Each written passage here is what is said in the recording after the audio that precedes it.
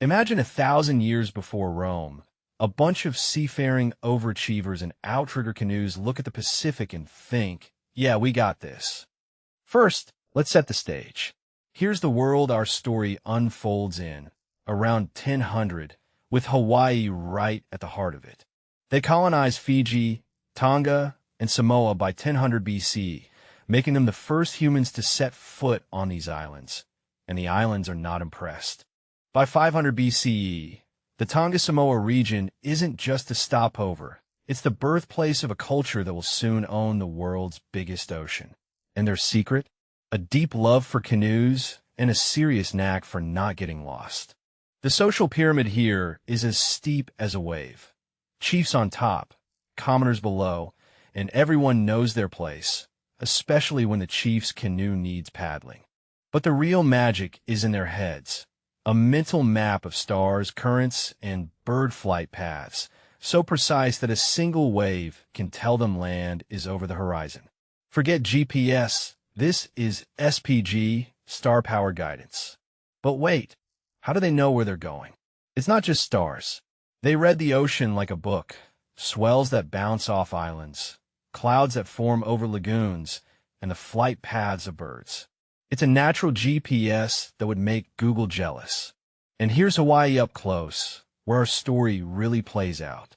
Around 300 CE, the boldest Polynesians decide the horizon is a suggestion, not a wall. They point their double-hulled canoes east from Samoa, aiming for islands 3,000 kilometers away. The navigator reads the ocean like a grocery list, swells from the east, bird flights, cloud patterns. He's not guessing, he's calculating, and the canoe surges forward with purpose. After weeks at sea, a dark smudge on the horizon grows into jagged peaks. The Marquesas. They've done it 3,000 kilometers of open ocean, and they hit the bullseye. After weeks of open ocean, the horizon finally grows teeth, jagged green peaks, rising like a promise. The canoes surge forward, paddles biting the water. The canoes slide into a turquoise lagoon, and the crew leaps out, splashing into the shallows. They've found paradise, and they're not shy about claiming it. Within a generation, Tahiti becomes the cool new hangout, a cultural hotspot where navigators swap star charts and chiefs throw the best feasts. The Pacific Social Network just got a major upgrade. Around 800 CE, Hōkūleʻa squints at the North Star and thinks, that way. Definitely. Probably. His crew is not convinced, but they're already out of snacks. For weeks, the canoe rides swells that roll from the north.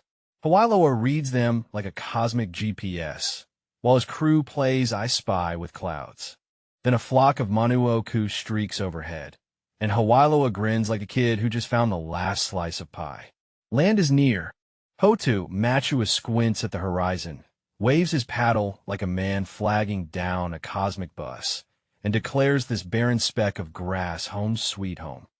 The canoe crunches onto the beach, and the crew tumbles out, only to find grass, wind, and a bunch of giant stone heads staring at them like disapproving grandparents.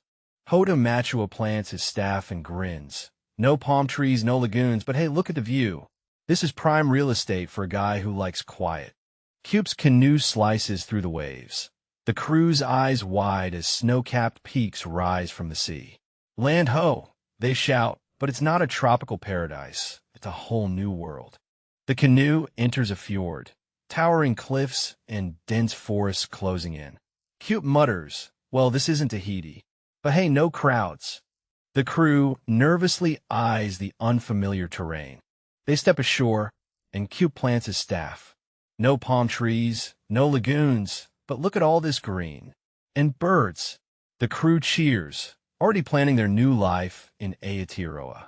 Now, dear viewer, how do you navigate an ocean the size of a continent with no compass, no charts, and no GPS? Step 1. Become best friends with the stars. The star compass isn't a gadget, it's a mental map of the sky, divided into 32 houses, each a direction. Memorize it, and the ocean becomes a highway. But stars hide behind clouds, so the ocean itself becomes a second compass. Swells roll in from the same direction for weeks. Read them, and you know where you are. Clouds pile up over islands like a beacon, and birds fly out to fish at dawn, back at dusk. Follow the birds, and they'll lead you to land, if you're patient. At night, bioluminescent plankton swirl in the wake, glowing like underwater fireworks. They tell you the speed of the canoe and the direction of the current. Under a velvet sky, the navigator's hand traces the carved star compass, a wooden wheel of knowledge. 200 stars, each a signpost in the celestial sea. The compass divides the horizon into 32 directions, each named for a star. It's like a cosmic GPS, but without the annoying voice telling you to turn left. Memorizing the star paths takes years. But for these navigators, the sky isn't just pretty, it's a library, and they've read every book. Now, dear viewer, how do you find an island when the sky's a cloudy mess? You lie down, stick your hand in the water, and let the ocean give you a massage. Every swell has a rhythm. The canoe rises and falls, a slow dance on the water's chest, and the navigator feels it in his bones like a living metronome. But here's the kicker. Islands and storms make their own swells, bending around them.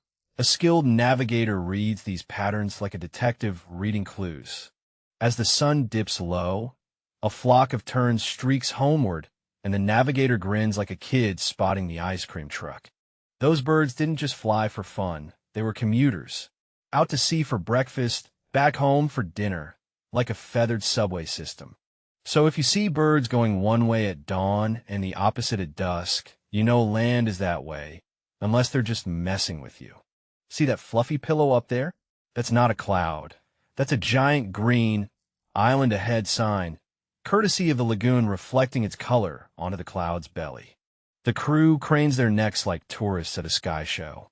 But Kupe knows this isn't just pretty. That green tint means a lagoon is down there, and lagoons mean land, and land means dinner.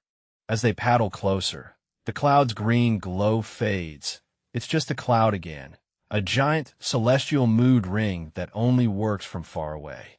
The crew groans. Kupe just laughs and points to the palm trees now visible on the horizon. Kupe squints at a cloud that looks suspiciously like a giant green pillow. He's been following these sky signs for weeks, and his crew is starting to think he's just seeing things. But as they paddle closer, the cloud transforms into a towering coastline, New Zealand. Kupe's jaw drops. He's not crazy.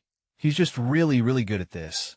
Kupe leaps ashore, plants his feet, and declares this land Aotearoa, the land of the long white cloud. His crew cheers, already planning the barbecue. Hōkūleʻa's canoe finally beaches on Easter Island, and his people stumble ashore, ready to start fresh. Behind them, a forest of towering palms waves a leafy welcome. And what a welcome! The island is a lush paradise, bursting with palm trees and birds. Hōkūleʻa plants his staff with a flourish, claiming this green gem for his people. But paradise has a price. These settlers will chop down every last palm to move their giant stone heads, and the island will become a barren, grassy plain. Oops. By 1500, the great voyaging age is winding down. The canoes that once crossed oceans now get dragged ashore, never to sail again. The little ice age is here, and the winds have turned traitor. The ocean, once a highway, now feels like a locked door. Deforestation is the final nail in the canoe's hull. No trees, no new vessels. The islands become prisons of their own making. Social upheaval doesn't help either. Chiefs squabble over resources, and the old navigators find their knowledge ignored. A Polynesian navigator squints at the horizon, expecting a familiar cloud pattern. Instead, a giant wooden beast with white wings looms into view. Captain Cook strides ashore, all brass buttons and British confidence. The navigators stare at his wooden walls and wonder if he's selling canoes or buildings. The navigators try to share their star charts, but Cook just nods and scribbles in his journal. He's mapping their ocean like it's his backyard. By the 20th century, The ancient star paths have faded to legend. Only a handful of elders still hold the keys to the ocean's language. The apprentice squints at the sky, seeing only a sprinkle of pretty lights. Mao chuckles. That's not a star, boy, that's a satellite. But the old man's smile fades. He knows the stars are patient, but the knowledge is not. If he doesn't pass it on, it dies with him. In 1976, a bunch of Hawaiians decide they've had enough of being told their ancestors were lost at sea. So they build a canoe, a big one. They name her Hōkūleʻa, Star of Joy, and she's a copy of those old canoes that once crossed oceans like it was nothing. Except now, with GPS, it's a piece of cake. Right? Wrong. They've got a secret weapon, Malpilug, a navigator from Micronesia who can read the stars like a grocery list. He's about to prove the old ways still work.